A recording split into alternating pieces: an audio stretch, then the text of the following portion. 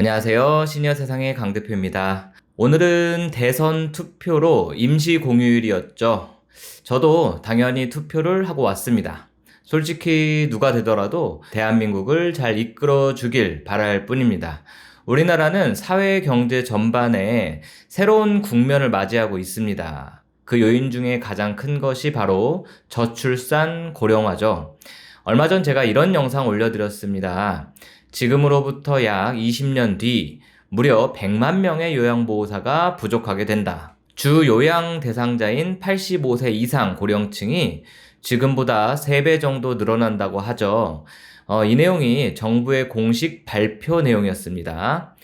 이것이 20년 뒤라서 아직 크게 와닿지 않으실 수도 있는데요. 보고서에 따르면은 2028년, 불과 지금으로부터 2년 반 정도만 지나면은 11만 6천여 명의 요양보호사가 부족할 거라고 합니다. 오늘은 제가 그간 말씀드려온 뻔한 이야기들 하자는 것은 아니고 진심으로 정부가 이 문제의 심각성을 인식하고 있는 것인가 라는 의문이 들어서 오늘 이런 영상을 좀 찍어 봅니다. 일단 20년 뒤에 100만 명의 요양보호사가 부족하다는 진단을 내렸고 거기에 대해서 정부는 현재 어떤 대책을 세워두었는지 쉽게 정리해 보겠습니다. 첫 번째로 가장 공을 들이고 있는 것이 외국인 인력의 도입입니다. 실제로 지금 외국인 요양보호사가 국내 대학들을 통해서 양성이 되고 있죠. 생각을 조금만 해보면은 외국인 인력을 국내 대학들이 양성하는데 적극적일 수밖에 없다 이런 생각은 듭니다. 앞으로 계속해서 아이들이 줄어들면서 미래의 대학생들은 심각하게 줄어들 것이고 특히 지방대학일수록 대학 경영은 어려워지겠죠. 이런 상황에서 대학들 입장에서는 외국인 인력을 교육하고 양성해내는 것은 가뭄의 단비 같을 거라는 생각이 듭니다. 이렇다 보니까 정부가 원하는 이런 정책 방향에 많은 지방 대학들이 적극적으로 호응을 하고 나서는 상황이다라고 볼 수 있겠죠. 일단 저는 외국인 요양보호사에 대한 도입 정책 자체가 문제가 있다 이렇게 생각하는 건 아닙니다. 분명히 많은 선진국에서 시행을 하고 있고요. 잘 제도화 시킨다면은 어느 정도 도움이 될 거라고 봅니다. 다만 저는 이 외국인 요양보호사 도입은 단순히 교육해서 들여와 어르신을 모신다. 이렇게 쉽게 생각할 문제는 아니라고 생각이 됩니다.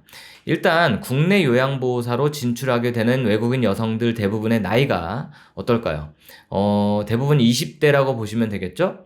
말 그대로 대학을 졸업해야 하니까 그 대학이 그분들 입장에서는 우리나라가 외국이죠. 그러니까 외국 대학에 진학을 해서 취업을 하려는 생각이라면 당연히 젊은 층이라고 생각하면 됩니다. 대략 어르신들 나이대를 85세 정도를 평균으로 잡는다면 과연 이 20대 혹은 30대 초반까지라고 해도 이분들이 어르신들과 정서적인 교감을 가질 수가 있을까? 심지어 언어를 배우고 온다고 하더라도 한국말을 유창하게 할 수 있을까요?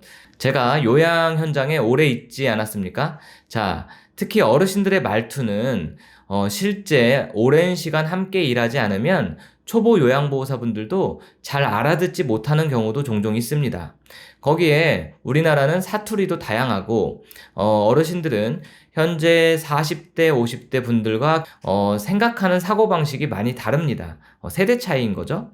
그런데 과연 이 어린 요양보호사 분들, 게다가 외국인들, 이분들이 한국의 문화와 언어를 습득해서 어르신들을 돌봐드리는 일이 과연 쉬울까? 아마도 이게 가능한 곳은 요양원 정도가 아닐까 싶습니다. 왜냐하면 그나마 정서적인 교감보다도 어르신들의 신체적인 케어가 더 중요한 곳이 요양원이기 때문이죠. 주간보호센터나 방문요양 서비스를 이용하는 어르신들만 하더라도 국내 요양보호사라 할지라도 본인이 좋아하는 성향의 요양보호사와 싫어하는 요양보호사를 얼마나 가리는지 모릅니다. 아마 현장에 계신 분들이라면 대부분 공감하실 거라고 봅니다. 그런데 하물며 말도 잘 안 통하고 우리나라 지역도 잘 모르고 문화도 제대로 이해하지 못하는 20대 혹은 30대 초반의 외국인 요양보호사들에 대해서 어르신들이 과연 어떤 생각을 할지 일단 저라면 굳이 외국인 요양보호사보다는 국내 요양보호사분을 더 선호할 것 같습니다. 말이 너무 길어지는데요. 결론적으로 저는 외국인 요양보호사 도입으로 절대로 해결이 될 상황은 아니다, 이렇게 생각을 하는 입장입니다. 두 번째로, 정부가 이 같은 예고되는 요양 대란에 대한 해결책으로 제시하고 있는 것은 돌봄 로봇과 AI 기술이라고 볼 수 있습니다. 이것은 올해 들어서 처음으로 발표가 된 것인데요. 이 자료 보이시나요? 이것은 올해 3월 정부가 발표한 자료입니다. 여기 에이지테크 기반 실버 경제 육성 전략이라는 제목이 보이시죠? 여기서 에이지테크라는 용어가 조금 생소할 수 있는데요. 여기 발표 자료를 보면은 고령자를 주요 수요층으로 하고 고령자의 삶의 질 향상을 목표로 한 AI, 그리고 사물 인터넷, 웨어러블, 로보틱스, 바이오 등 첨단 기술 기반의 제품과 서비스를 말한다. 쉽게 말해 이런 음성 명령을 통해서 정보를 제공하는 AI 스피커나 스마트 지팡이, 낙상 예방 침대, 웨어러블 기기를 착용하면 근력을 강화시켜주고 안정성을 제공해주는 이런 기구들, 그리고 이것은 배설 케어 로봇과 반려 로봇인데요. 에이지테크라는 것이 어떤 의미인지 이해가 좀 되시죠? 결국 미래 기술입니다. 물론 이런 에이지테크 기술을 고령층의 삶의 질을 향상시키고 요양 서비스에 접목을 시킨다는 이런 의미에서 이 정부의 정책 방향은 저도 맞다고 생각을 하고 이미 미국, 일본 등 선진국에서 진행을 하고 있는 상황입니다. 그렇기 때문에 우리나라의 요양 서비스의 미래 또한 이런 에이지테크 기술을 접목시켜서 돌봄 로봇이나 다양한 고령자를 위한 제품들이 나와줘야 한다는 것은 확실히 맞는 방향이다, 이렇게 봅니다. 즉, 앞으로 우리나라는 예정된 요양 대란이 있고 이것에 대한 대책을 정부는 이 두 가지로 생각을 하고 있다, 이겁니다. 문제는 이런 돌봄 로봇과 AI 기술의 발전이 아무리 빨라도 앞으로 10년 안에는 로봇이 사람을 대체해서 요양 서비스를 대부분 제공해준다, 이런 거는 불가능하다고 봅니다. 한 20년 정도 뒤라면 모르겠어요. 당장 2028년도만 되어도 요양보호사 숫자가 11만 명이 넘게 부족하다고 하는데요. 그 부족한 인원을 외국인 요양보호사가 모두 채워줄 수 있을까요? 그리고 항상 정부는 요양 서비스의 질을 높이겠다, 이렇게 이야기를 하는데 외국인 요양보호사로 요양 서비스의 질을 높일 수 있다, 그것도 사실은 좀 의문입니다. 제가 걱정하는 것은 정부의 정책은 가장 중요한 핵심은 빠뜨리고 보조적인 수단만 강구하고 있다는 생각을 지울 수가 없습니다. 당연히 저도 에이지테크 기술이 발전을 할 것이고 앞으로 우리의 요양산업의 미래도 거기에 달려있다, 이렇게 생각합니다. 언제까지 요양보호사분들이 중증 어르신들을 직접 들어서 휠체어에 앉히고 목욕을 시키고 어깨며 손목이며 병이 들고 이런 요양 서비스를 하겠습니까? 정말로 로봇의 기술 발전이 이런 힘든 요양 업무를 대신해 줄 날이 올 거라고 생각합니다. 다만 그 시기가 10년 안쪽은 아닐 거라는 거죠. 하지만 우리나라의 노인들은 매년 폭발적으로 늘어나고 있습니다. 당연히 장기요양 수급자 엄청나게 늘어나겠죠. 그러니까 중요한 것이 빠졌다는 겁니다. 현재 현장에서 일하고 있는 요양보호사 혹은 자격증만 가지고 쉬고 있는 유휴 인력들을 활용하겠다는 방법이 사실상 완전히 배제되어 있는 것은 아닌가. 제가 4년 정도 유튜브 채널을 운영하고 있습니다. 수많은 정부의 정책들을 제가 보아왔죠. 그런데 말로만 요양보호사 처우 개선을 말하고 있지 실질적인 처우 개선은 거의 없습니다. 일단 실질 임금은 최저임금 수준에 머무르고 있죠. 그거 누가 정한 겁니까? 정부에서 정한 겁니다. 요양보호사들의 임금 또는 사회복지사들의 임금, 그분들의 임금에 대한 커트라인을 종사자 인건비 지출 비율이라고 하는 것으로 정해둔 것이잖아요. 사업자들이 정한 게 아닙니다. 정부에서 정한 것이죠. 그리고 그나마 오래 근로하게끔 해야 하지만 장기근속 장려금은 이미 2017년도였나요? 그때부터 시작해서 지금까지 금액이 전혀 변화가 없습니다. 물가가 얼마나 많이 인상이 되었는데 전혀 인상이 없을까요? 또한 여러 가지 사유로 이직을 할 수도 있지만 직장을 옮기게 되면 어떻게 되죠? 이 장기근속 장려금은 사라지게 됩니다. 결국 또다시 3년 이상 근로를 해야만 자격이 주어지는 겁니다. 아니, 이 요양보호사들의 경력이라는 것이 사라지는 건가요? 이직을 한다고 사라지는 것은 아니잖아요. 그런데 왜 장기근속 장려금은 이직을 한다고 해서 적용이 되지 않고 다시 시작이 되는 걸까요? 제가 아무리 사업자로 일을 했지만 이 부분은 참 이해할 수 없는 부분입니다. 자, 거기에 요양보호사 처우 개선책이라고 만든 것이 한 2년 전이었죠?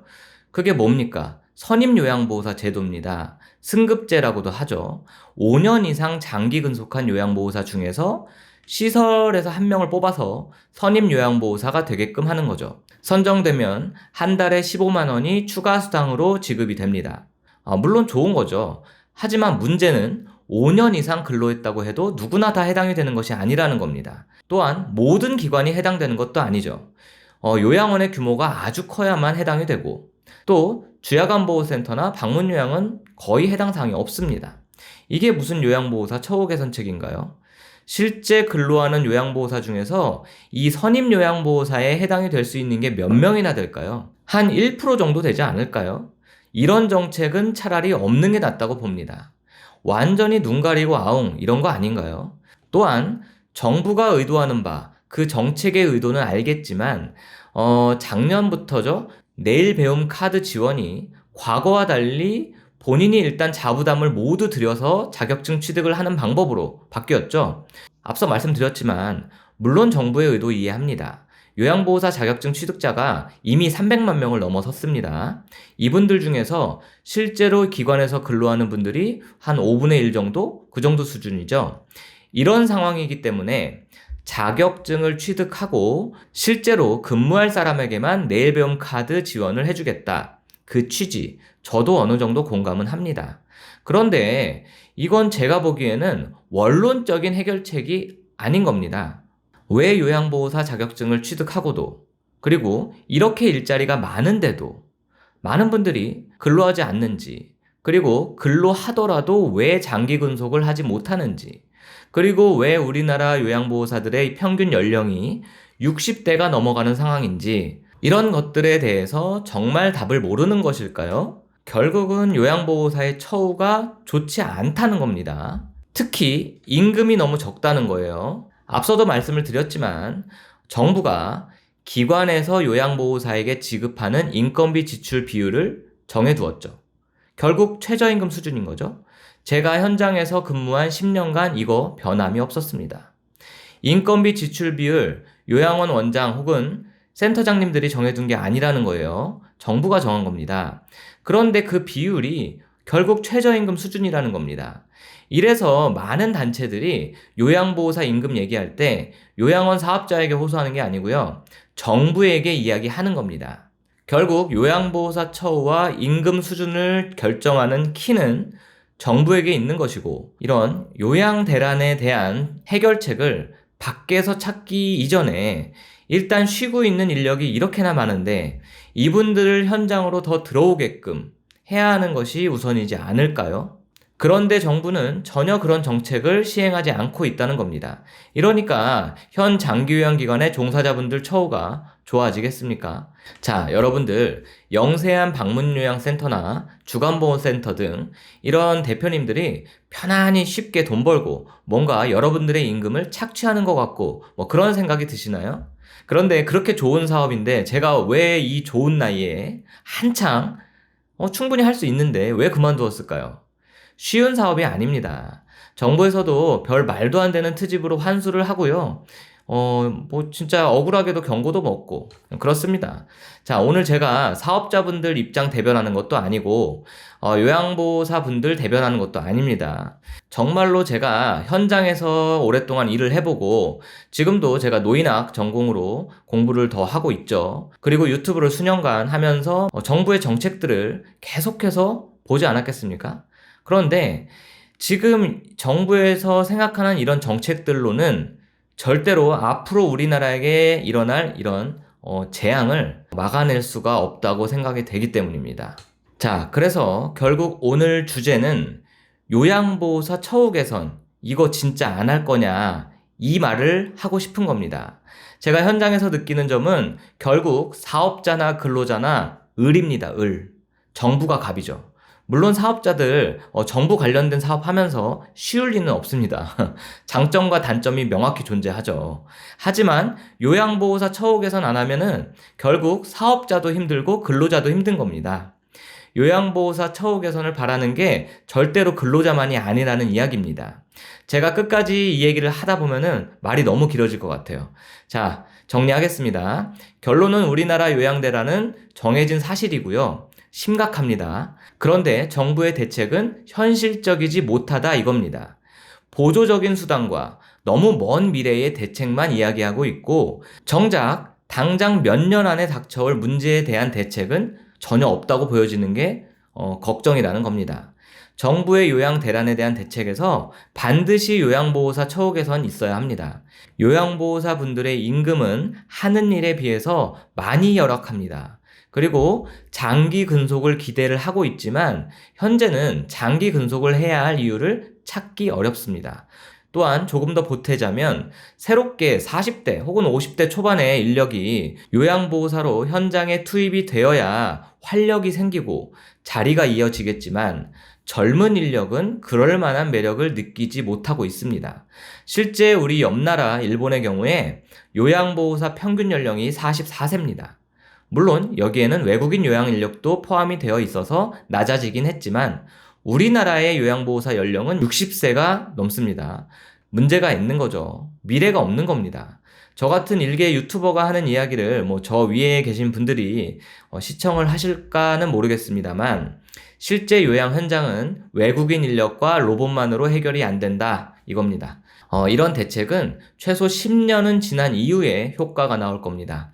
그 안에 발생할 엄청난 요양 대란은 어떻게 감당할 생각인지 모르겠습니다. 사실 지방에 있는 요양원들은 요양보호사 구인에 지금도 많은 애를 먹고 있습니다. 이건 그냥 팩트이고 현실적인 문제인 겁니다. 아마도 내년은 건강보험료율과 장기요양보험료율 모두 인상이 예상이 됩니다. 결국 세금을 더 걷어야 유지가 된다는 이야기겠죠. 대선도 끝이 났고요. 분명 세금 인상을 안 할 수 없을 겁니다. 그 예산에 반드시 요양보호사에게 실질적인 처우 개선책이 마련이 되도록 해주셔야 합니다. 이번 정부에서도 하지 않으면 앞으로 엄청난 재앙과 같은 요양 대란을 맞이하게 될 겁니다. 정부는 이 문제를 절대로 요양기관 사업자에게 전가하지 마시기 바랍니다. 앞으로 새로운 대통령이 누가 되든지 반드시 해결을 해야 할 문제이기 때문에 오늘 이렇게 말씀을 드렸습니다.